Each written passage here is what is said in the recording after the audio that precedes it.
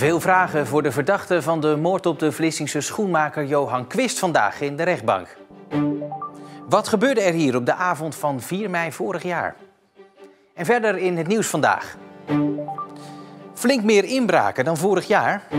En Jasper is covermodel.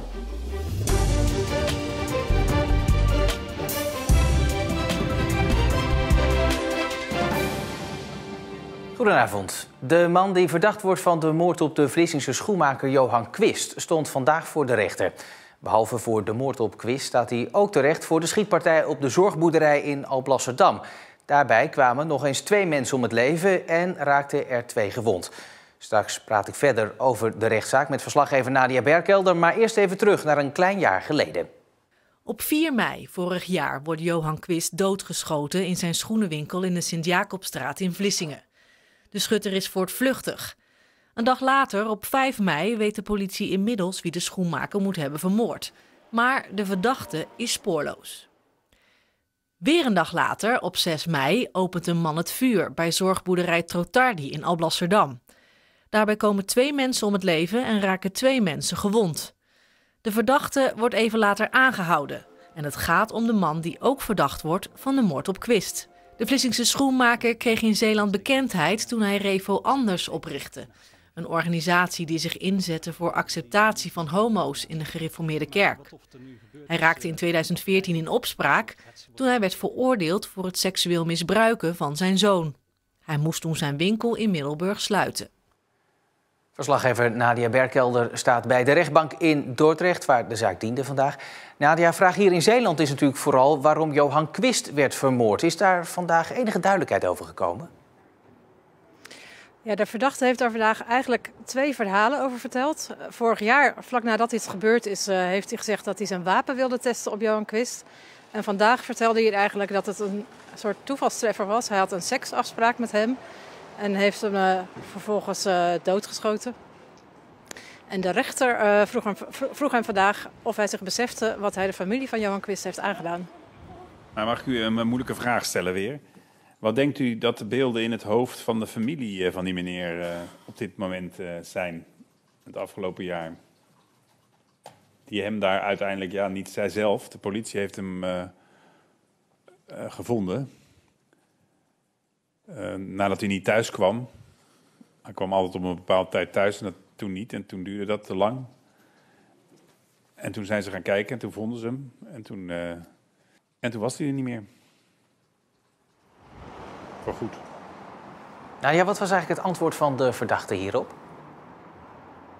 Hij gaf er eigenlijk niet echt antwoord op. Hij gaf eigenlijk op heel veel vragen geen antwoord vandaag. Hij zei wel dat hij het gedaan heeft, maar dat hij zich dat eigenlijk niet zo goed kan voorstellen dat hij dat gedaan heeft. En dat klinkt heel gek.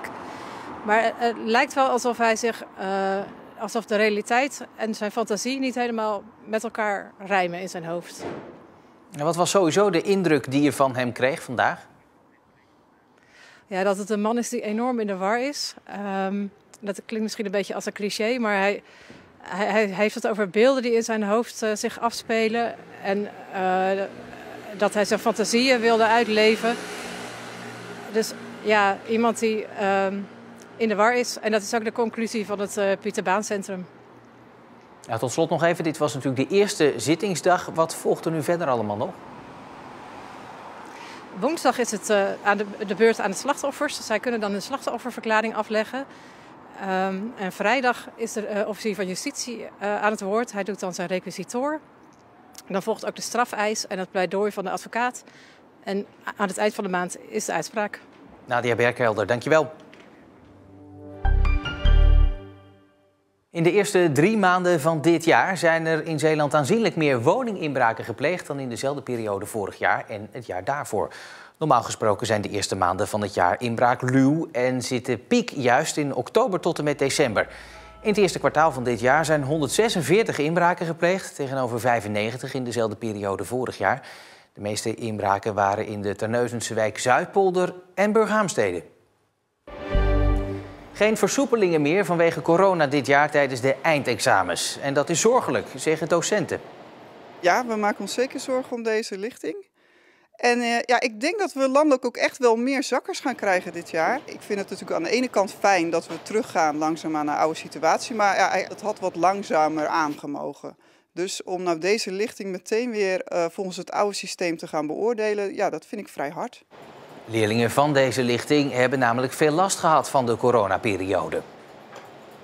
Ik had het er best wel moeilijk mee, want ik kwam niet echt meer in school en ik had er een beetje laks aan gekregen.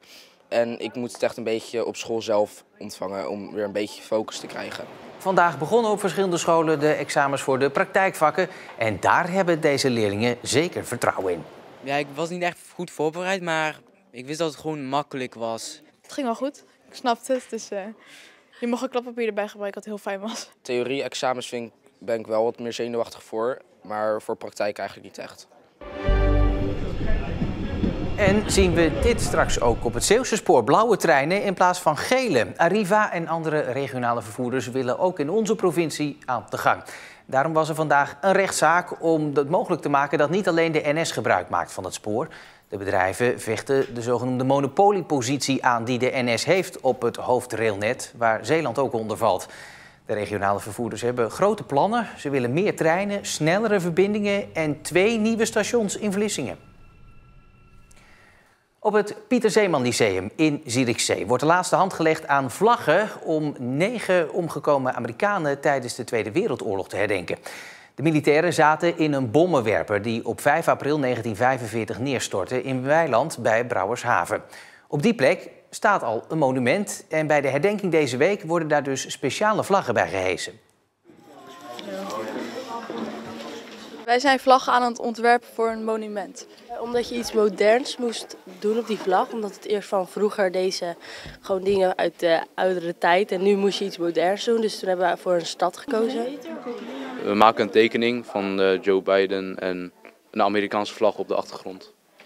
Voor de crash van een vliegtuig moeten we een neustekening maken. Omdat ze een van hun eerste reizen was, dus hadden ze zelf nog geen. En wij vonden Joe Biden wel een leuk idee. Omdat best wel veel, het waren Amerikaanse dus. En iets meer van nu. Er worden 9 tekeningen uitgekozen om een vlag van te maken. Met hulp van veteraan Arno van der Zanden. Ik vind het echt ongelooflijk. Zeker gezien de leeftijd. En ze hebben zich echt heel goed in verdiept. Dus ik ben echt diep onder de indruk van hetgeen wat ze gemaakt hebben. Wat ik gezien heb tot nu toe. Het is wel leuk om dit te tekenen, maar ja, het is wel erg. Dat emotioneert mij altijd weer. Want het zijn jonge mannen. Ik bedoel, mijn leeftijd toen ik uitgezonden werd. Ik was ook zo oud toen. En dan dat je zulke missies gaat doen en altijd maar de vraag of je weer thuis komt. En dat allemaal voor, laten we eerlijk zijn, voor onze vrijheid destijds. Bij mij in de studio is verslaggever Anke Tanihatu. Anke, het woord neustekening viel al net even. Ja. Wat is dat precies? Nose art heet dat dan. Gevechtsvliegen in die tijd die hadden van die cartoonachtige tekeningen op de neus van het vliegtuig. Dat was meestal een pin-up of een stripfiguur.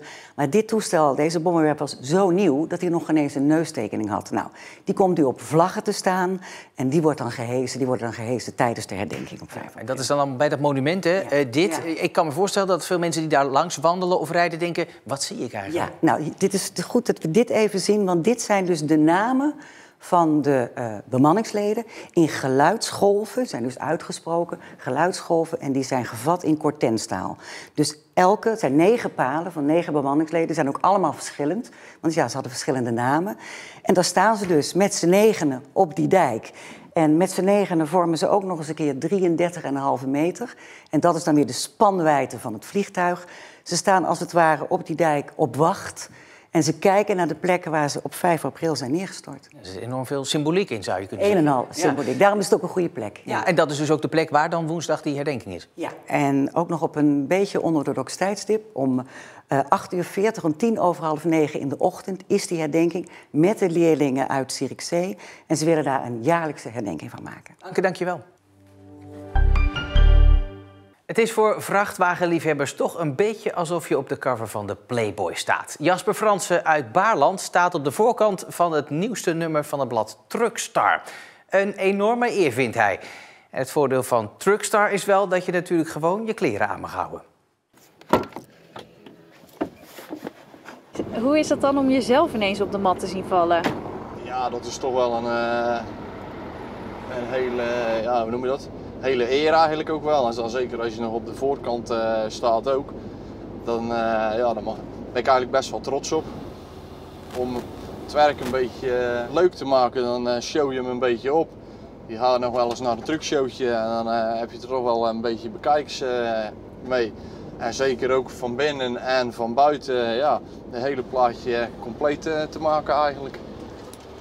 Van buiten een beetje lampjes en toeters en bellen. En van binnen heb ik hem helemaal zelf bekleed met noppenleer. Dat doen er niet veel, denk ik. Nee, dat klopt ja. Dat is best wel een heel karwei. Waar komt die obsessie voor jouw vrachtwagen vandaan? Geen idee. Het is een soort kick. Ja, dat is gewoon, zeker als hij ook mooi schoon is en hij ziet er leuk uit, dan dat werkt gewoon veel fijner. En onderweg heb je bekijks mee. Dat is toch een soort kick.